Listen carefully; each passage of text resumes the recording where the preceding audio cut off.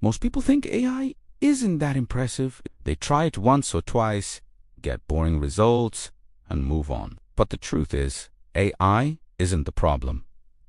The way people use it is. In this video, I will share why most folks struggle with AI results, explain why most people get poor results from AI, and how you can use it the right way, even if you're a complete beginner. The biggest mistake people make with AI is treating it like Google.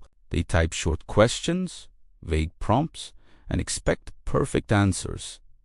AI doesn't work like a search engine. It works more like an assistant. And if you don't tell an assistant exactly what you want, you won't get good results. AI responds best to clarity. It looks for context, clear instructions, and a specific goal. The more details you give, the better the output becomes. This is why two people can use the same AI tool and get completely different results. One gives a vague request. The other gives clear direction. Here's a simple rule you should remember.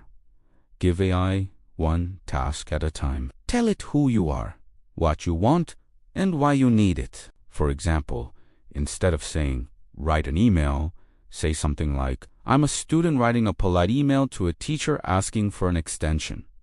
Keep it short and respectful. That small change makes a huge difference. You can use this approach for almost anything. For work, AI can help you write emails, reports, and summaries. For learning, it can explain complex topics in simple language. For productivity, it can help you plan tasks, brainstorm ideas, and save hours of time every week. People who learn how to use AI properly will move faster, learn quicker, and work smarter.